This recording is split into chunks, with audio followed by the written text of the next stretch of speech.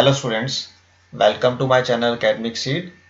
In this video we are going to start with the question number 16 of the exercise 5.3. Question number 16 is sum of rupees 700 is to be used to give 7 cash prizes to students of a school for their overall academic performance. If each prize is rupees 20 less than its preceding price, find the value of each of the prizes.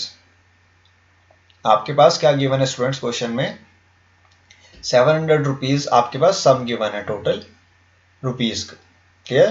Total आपके पास rupees कितने हैं 700 और 700 को आपको divide करना है 7 parts में। Clear है। 700 क्या है आपके पास टोटल रुपीज है और इनको 700 रुपीज को आपको 7 कैश प्राइजेस में क्या करना है डिस्ट्रीब्यूट करना है स्टूडेंट्स में।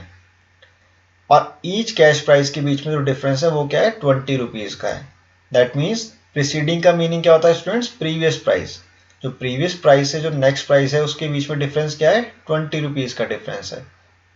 क्लियर। मान लीजिए फर्स्ट प्राइस अगर आपके पास 100 रुपीज का है तो नेक्स्ट प्राइस क्या होगा आपके पास 100 माइनस 20 दैट मीन्स 80 रुपीज का होगा। सिमिलरली आपके पास नेक्स्ट प्राइस क्या होगा 80 माइनस 20 दैट मीन्स 60 रुपीज का होगा। तो आपको 7 कैश प्राइसेस की वैल्यू को फाइंड आउट करना है। कैसे करेंगे आप। सबसे पहले आप देखिए क्वेश्चन में आपको गिवन क्या है सम की वैल्यू गिवन है। सम क्या है आपके पास 700 रुपीज का और आपको डिस्ट्रीब्यूट कितने पार्ट्स में करना है इसको 7 कैश प्राइसेस में डिस्ट्रीब्यूट करना है। That means number of terms आपके पास क्या आ जाएंगी 7 आ जाएगी। और आपके पास कॉमन डिफरेंस क्या गिवन है कैश प्राइसेस के बीच में -20 गिवन है। रुपीज 20 क्या है लेस है तो लेस के लिए हम क्या यूज करेंगे नेगेटिव साइन यूज करेंगे -20 हो जाएगा। आपको फाइंड आउट करना है value of each cash prices.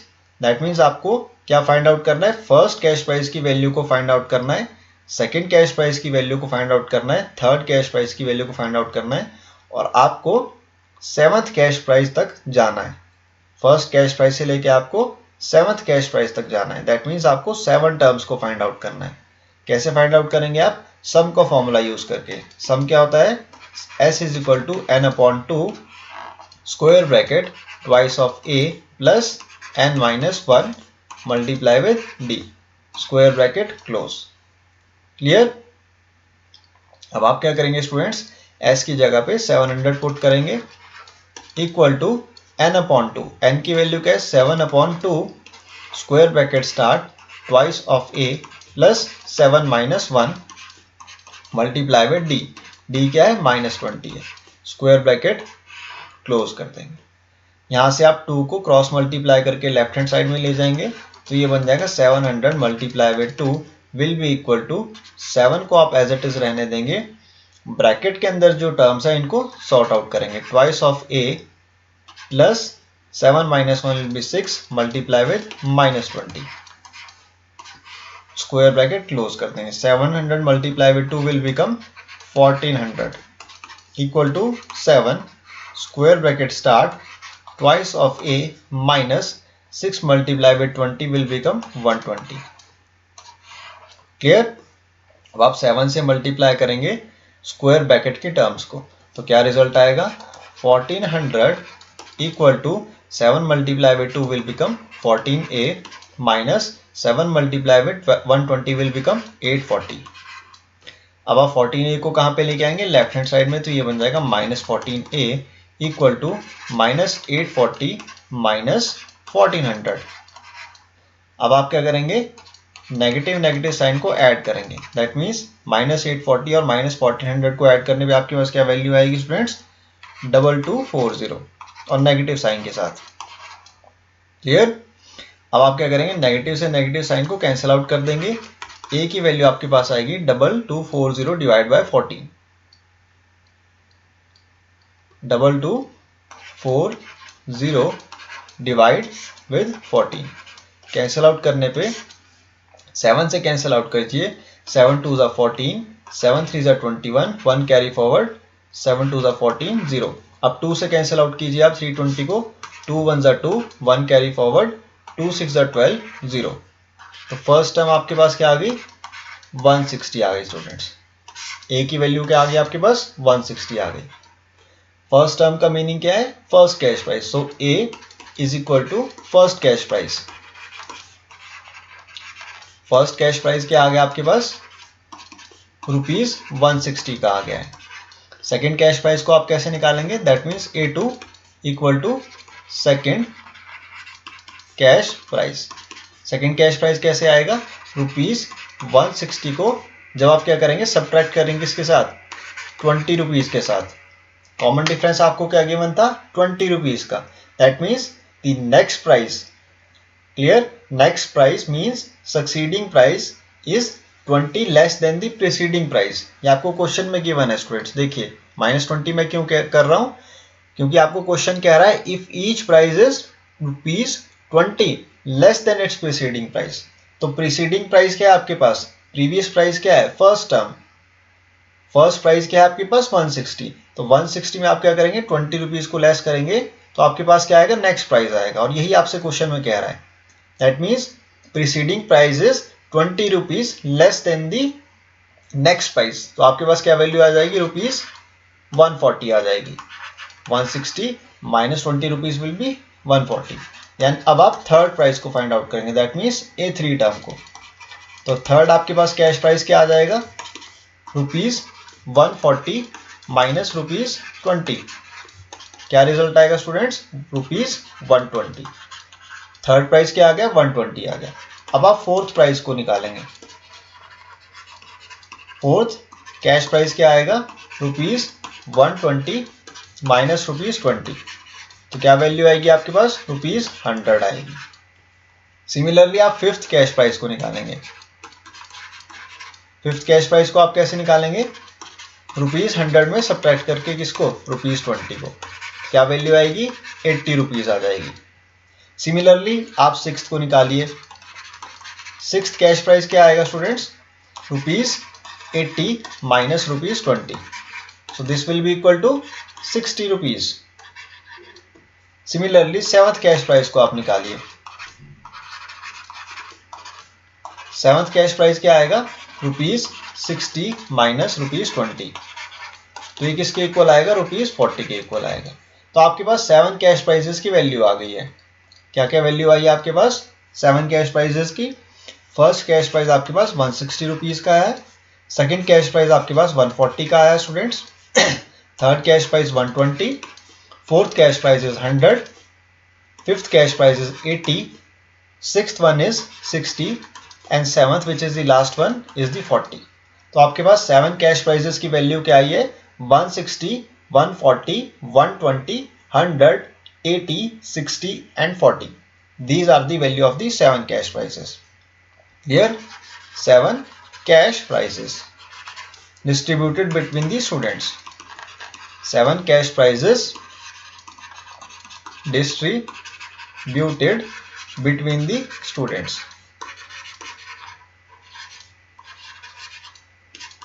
Clear? ये है आपके पास। तो आपका आंसर क्या हो जाएगा? ये 160, 140, 120, 100, 80, 60 एंड 40। क्लियर? ये आपके पास क्या हो जाएगा? 7 कैश प्राइसेस की वैल्यू। आई होप आपको क्वेश्चन नंबर 16 क्लियर है। Moving on to the next question now, which is the 17th question. 17th question आपसे कह रहा है, in a school students thought of planting trees in and around the school to reduce air pollution. It was decided that the number of trees that each section of each class will plant will be the same as the class in which they are studying. For example, a section of class 1 will plant 1 tree. A section of class 2 will plant 2 trees and so on till class 12th. There are 3 sections of each class. How many trees will be planted by the students? Question आपसे कह रहा है students कि एक school है, school में class 1 से लेकर क्लास 12 तक स्टूडेंट्स को क्या कहा गया कि आप ट्रीज को प्लांट करेंगे। और ट्रीज किस तरीके से प्लांट करेगा वो? ये जो फर्स्ट क्लास है उसमें क्लास 1 क्या करेगी? एक ट्री को प्लांट करेगी। क्लास 2 क्या करेगी? 2 ट्रीज को प्लांट करेगी। सिमिलरली क्लास 3 क्या करेगी, 3 ट्रीज को प्लांट करेगी। तो स्टूडेंट्स मुझे ये बताइए क्लास 12th कितने ट्रीज प्लांट करेगी, 12 ट्रीज प्लांट करेगी। और आपके पास ये भी गिवन है कि एक क्लास में कितने सेक्शंस हैं, 3 सेक्शंस हैं। दैट मीन्स क्लास 1 में कितने सेक्शंस होंगे स्टूडेंट्स, क्लास 1 में कितने सेक्शंस होंगे, 3 सेक्शंस होंगे। क्लास 1 कितने ट्रीज प्लांट कर रहा है, एक ट्री को प्लांट कर रहा है। क्लास 1 कितने ट्रीज को प्लांट कर रहा है, 1 ट्री को प्लांट कर रहा है। और क्लास 1 में कितने सेक्शंस है, 3 सेक्शंस है। दैट मीन्स कितने ट्रीज प्लांट करेगा क्लास 1, क्लास 1 प्लांट करेगा 3 ट्रीज को, 1 2 एंड 3। ये आपको गिवन है ना, it was decided that the number of trees that each section of each class will plant will be the same as the class in which they are studying। इसका meaning क्या हुआ कि number of trees जो एक class plant करेगी या फिर हर एक सेक्शन प्लांट करेगा वो क्या होंगे, सेम होंगे। यानी कि क्लास 1 जो है उसमें 3 सेक्शंस है। क्लास 1 में अगर 3 सेक्शंस है तो क्लास 1 कितने ट्रीज प्लांट करेगी, 1 + 1 + 1 + 1। दैट मीन्स क्लास 1 एक ट्री प्लांट कर रही है और उसमें कितने सेक्शंस हैं, 3 सेक्शंस है। तो टोटल नंबर ऑफ ट्रीज कितने प्लांट करेगी क्लास 1, 3 ट्रीज प्लांट करेगी। सिमिलरली जो क्लास 2 है वो कितने सेक्शंस है क्लास 2 में, 3 सेक्शंस है। हर एक क्लास में कितने सेक्शंस है, 3 सेक्शंस है। क्लास 2 कितने ट्रीज प्लांट करेगी, 2 ट्रीज प्लांट करेगी और सेक्शंस कितने हैं, 3। तो हम क्या करेंगे, 3 टाइम्स ऐड करेंगे 2 को। तो क्या वैल्यू आएगी आपके पास, 2 + 2 विल बी 4, 4 + 2 विल बी 6। यानी कि क्लास 2 कितने ट्रीज प्लांट करेगी, 6 ट्रीज प्लांट करेगी। सिमिलरली क्लास 3 क्या प्लांट करेगी स्टूडेंट्स, क्लास 3 में कितने सेक्शंस आएंगे, 3 सेक्शंस आएंगे। सेक्शंस क्या है, सेम है हर एक क्लास में। तो क्लास 3 कितने ट्रीज प्लांट करेगी, 3 ट्रीज को प्लांट करेगी और कितने टाइम्स, 3 टाइम्स। क्योंकि कितने सेक्शंस है क्लास 3 में, 3 सेक्शंस है। That means 3 + 3 will be 6, 6 + 3 will be 9। तो total number of trees class 3 कितने प्लांट करेगा, 9 प्लांट करेगा। हर एक क्लास में कितने सेक्शंस है, 3 सेक्शंस है। क्लियर। और क्लास 3 कितने ट्रीज प्लांट करेगा, 3 ट्रीज प्लांट करेगा। सिमिलरली आप क्लास 4 का निकालिए, क्लास 4 कितने ट्रीज प्लांट करेगा, क्लास 4 प्लांट करेगा 4 ट्रीज को और कितने times, 3 times. That means 4 + 4 + 4, 4 + 4 will be 8, 8 + 4 will be 12। Clear है। अब आप क्या करेंगे स्टूडेंट्स, अरिथमेटिक प्रोग्रेशन सीरीज को बनाएंगे। अरिथमेटिक प्रोग्रेशन सीरीज को आप कैसे बनाएंगे, फर्स्ट टर्म आपके पास क्या आ जाएगी, 3। यह है क्लास 1 के लिए। क्लास 2 के लिए क्या है टर्म, 6। क्लियर। क्लास 3 के लिए क्या है, 9। सिमिलरली क्लास 4 के लिए 12। और आपके पास लास्ट टर्म क्या आएगी, 12th क्लास तक है ना स्टूडेंट्स। स्कूल कितने क्लास तक है, 12th क्लास तक है। तो आप क्लास 12th के लिए कैसे निकालेंगे बताइए मुझे। क्लास 12th के लिए आप निकालेंगे 12 को 3 टाइम्स ऐड करके।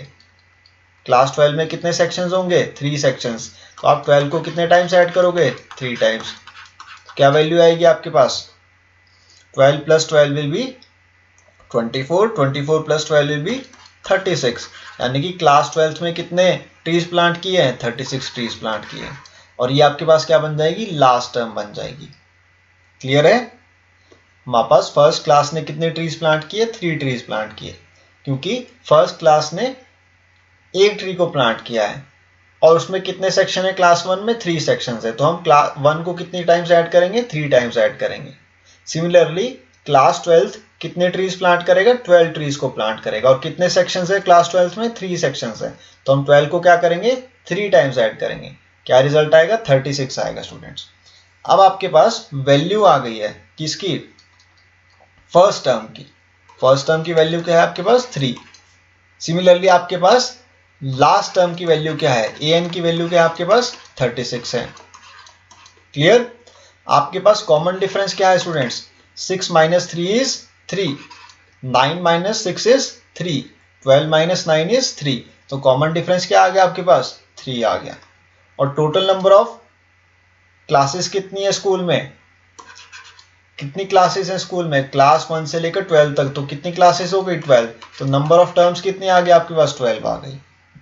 That means class 1 to class 12 there are total number of 12 terms. Class 1 से लेके क्लास 12 तक टोटल कितनी टर्म्स आ रही है, 12 टर्म्स आ रही है। That means number of terms n की वैल्यू आपके पास क्या आ जाएगी, 12 आ जाएगी। अब हम यूज करेंगे सम का फॉर्मूला, क्योंकि हमें क्या निकालना है, total number of trees planted by the students in a school. तो कैसे निकलेगा वो, Sn की वैल्यू से। Sn मीन्स S12 की वैल्यू आपको निकालनी है। कैसे आएगी स्टूडेंट्स, n/2, n क्या है आपके पास 12/2 multiply with first term, first term क्या है आपके पास 3 plus last term is 36। Clear. आपने कौन सा फॉर्मूला यूज किया यहाँ पे, S12 का, और S12 का कौन सा फॉर्मूला यूज किया, Sn का। Sn का फॉर्मूला आपने यूज किया n/2 multiply with a plus an, ये फॉर्मूला आपने यूज किया है यहाँ पर। क्लियर। अब आप क्या करेंगे, 2 से कैंसिल आउट करेंगे 12 को, 6 आ जाएगी वैल्यू। So S12 will be equal to 6 multiply with 36 plus 3, कितना होता है स्टूडेंट्स, 36 प्लस 3 विल बी 39। तो S12 की वैल्यू आपके पास क्या आ जाएगी, 234। जब आप 6 को मल्टीप्लाई करेंगे 39 के साथ तो क्या रिजल्ट आएगा, 234 आ जाएगा, और यही आपका आंसर है। So total number of trees planted by the students are 234। Total number of trees planted by the students